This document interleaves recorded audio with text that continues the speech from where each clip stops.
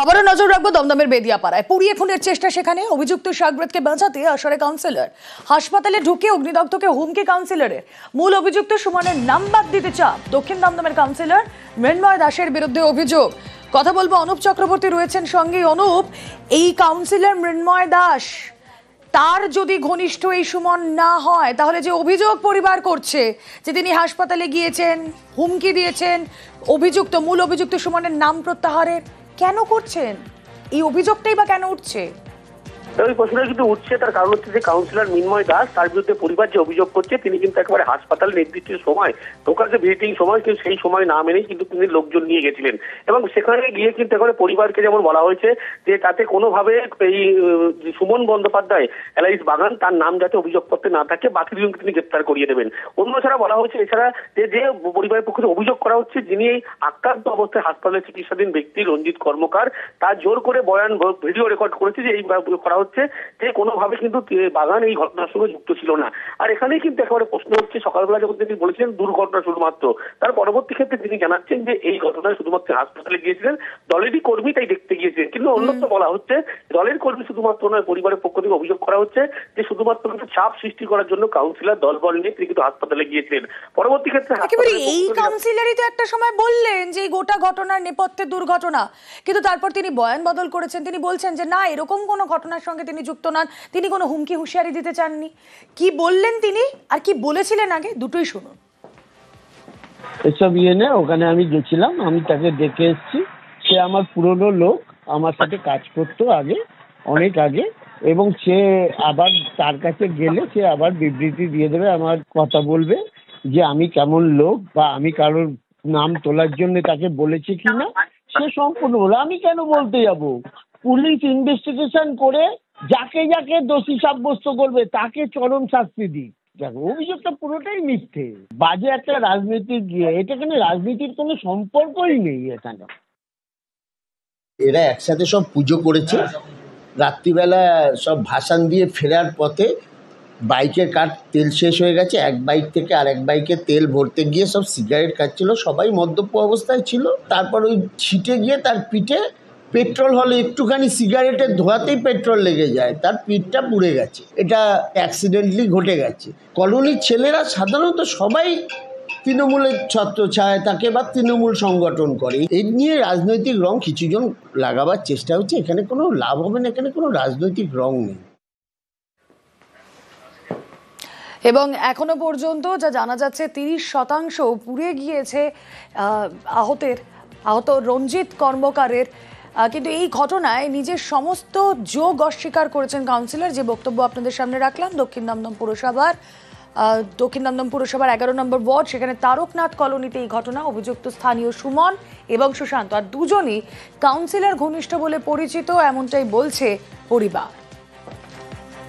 বিভৎসভাবে পুড়ে গেছে, পুড়ে যেতে ওকে হসপিটালে নিয়ে গেছে, নিয়ে যেতে সঙ্গে সঙ্গে ভর্তি নিয়েছে। পেট্রোল ঢেলেছে, এবার পেছন দিয়ে ঢেলেছে, এবার বলছে ইয়ারকির মাধ্যমে সামনে পুড়বে, পেছনে পুড়বে কি করে? তাহলে এরকম আগুন ধরিয়ে দিয়েছে ওরা। সুমন ব্যানার্জি, সুশান্ত দাস আর সাগর, এরা পাড়ারই ছেলে, আমাদের পাড়ারই ছেলে, রাজনৈতিক তৃণমূলে সব।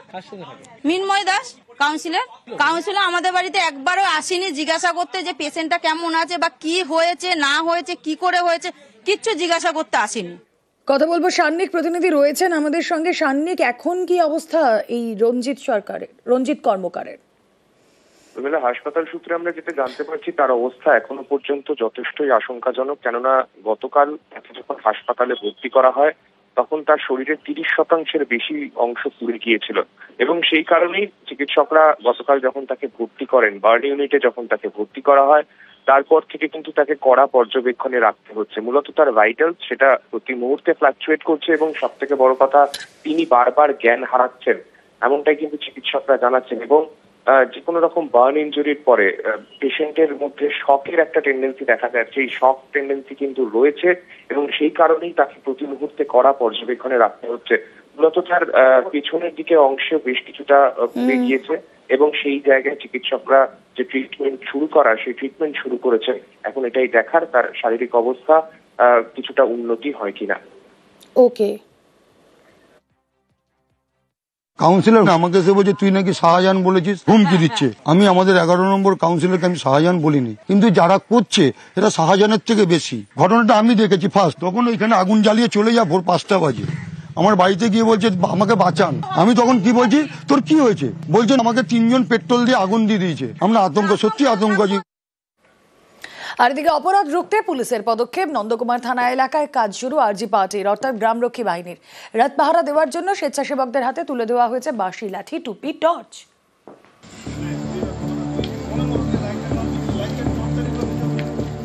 পূর্ব মেদিনীপুরের নন্দকুমার।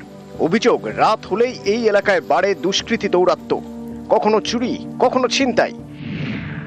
এসব রুখতে তৈরি করা হয়েছে রেজিস্ট্যান্স গ্রুপ পার্টি, সংক্ষেপে আরজি পার্টি অর্থাৎ গ্রামরক্ষী বাহিনী। বিভিন্ন জায়গায় বিভিন্ন বাজার কমিটি রাত জাগে, প্রশাসন পুরো সমর্থন করছে আমাদেরকে, এবং আমাদের হাতে টুপি, লাঠি, হুইসেল, টর্চ আরও যেটা প্রয়োজন আমাদের হাতে তুলে দিচ্ছে। এবং এটা দেওয়ার মূল কারণ হচ্ছে শুধু প্রশাসন নয়, আমরাও প্রশাসনের সঙ্গে সহযোগিতা করে সমাজে যাতে ক্রাইম কমাতে পারি, আমাদের সার্বিক প্রচেষ্টা। নন্দকুমারের কুমারপুর, ঠেকুয়া, করক এলাকায় রয়েছে প্রায় 30টি দোকান। এছাড়াও রয়েছে গ্রাম কমিটি। এইসব দোকান ও গ্রাম কমিটি থেকে 200-র বেশি স্বেচ্ছাসেবক বেছে নেওয়া হয়েছে। তাদের নিয়েই তৈরি করা হয়েছে আরজি পার্টি। স্বেচ্ছাসেবকদের হাতে তুলে দেওয়া হয়েছে পরিচয়পত্র, বাঁশি, লাঠি, টুপি, টর্চ। তারা পালা করে রাত পাহারা দিচ্ছেন। এই গ্রামরক্ষী বাহিনী বা আরজি পার্টি নন্দকুমার থানার যে বড়বাবু তার উদ্যোগে এটাকে নতুন করে চালু করা হলো, এবং আমরা আশা করছি যে আমাদের যে বিভিন্ন লোকালাইজড যে প্রবলেমগুলো হয় বা যে সমস্যাগুলো হয়, এবং রাত বিরেতে যেখানে হয়তো পুলিশের 1 জন বা 2 জন উপস্থিত থাকে, এই আরজি পার্টি বা গ্রামরক্ষী বাহিনীতে নিয়ে আমরা আরো ভালো করে সেই সব অঞ্চলে আমাদের যে পুলিশিং সিস্টেম আছে সেগুলোকে আমরা করতে পারবো। বর্তমান যে সমাজ ব্যবস্থায় কিছু ক্রাইম, কিছু অসামাজিক কাজকলাপ যেভাবে করছে আরজি পার্টি, তারা কিন্তু যদি সারা রাত্রি পাহারা দেন তাহলে কিন্তু মানুষের উপকার হয়। এটি শুভ উদ্যোগ, আমি আন্তরিকভাবে খুশি এবং প্রশাসনকে ধন্যবাদ জানাই। পূর্ব মেদিনীপুর থেকে ক্যামেরায় সন্দীপ গুড়িয়ার সঙ্গে সুজিত ভৌমিক, নিউজ 18 বাংলা। এসএসকেএমে যৌন হেনস্থার ঘটনা, রিপোর্ট তলব করলো স্বাস্থ্য দপ্তর। এসএসকেএম হাসপাতালে নাবালিকার যৌন হেনস্থা, কিভাবে হাসপাতালে যৌন নিগ্রহ, তার রিপোর্ট তলব করেছে স্বাস্থ্য দপ্তর। রিপোর্ট দিতে হবে এসএসকেএম হাসপাতাল সুপারকে। কথা বলবো, অভিজিৎ চন্দ্র রয়েছেন সঙ্গে। অভিজিৎ। রুমেলা, গতকাল এসএসকেএম হাসপাতালের যে ঘটনা প্রকাশ্যে এসেছে তাতে স্বাস্থ্য দপ্তর যথেষ্ট কড়া পদক্ষেপ গ্রহণ করছে, এবং স্বাস্থ্য দপ্তরের তরফ থেকে গোটা ঘটনার বিস্তারিত রিপোর্ট জানতে চাওয়া হয়েছে। কিভাবে এই হাসপাতালের ওয়ার্ডের ভেতরে এরকম একজন প্রাক্তন অস্থায়ী কর্মী, সে কিভাবে ভেতরে ঢুকলো, এবং পাশাপাশি যে অভিযোগটা উঠে এসেছে যে পোশাক পরেছিল, হাসপাতালের পোশাক, যে হাসপাতালের পোশাক তার কাছে কিভাবে পেল, এই গোটা বিষয়টাই বিস্তারিত রিপোর্ট এমএসডিপি অর্থাৎ medical superintendent and vice principal অর্থাৎ সুপারের কাছ থেকে এই রিপোর্ট নিয়ে পাঠানো হয়েছে। রাজ্যের স্বাস্থ্য অধিকর্তার কাছে এই রিপোর্ট জমা দেওয়ার নির্দেশ দেওয়া হয়েছে, এবং তারপরেই এসএসকেএম হাসপাতাল কর্তৃপক্ষ তদন্ত কমিটি গঠন করবে নাকি স্বাস্থ্য দপ্তর তদন্ত কমিটি গঠন করবে, গোটা বিষয়টাই স্বাস্থ্য দপ্তর তারপরে সিদ্ধান্ত নেবে। তবে আগে বিস্তারিত রিপোর্ট তলব করা হয়েছে। ওকে।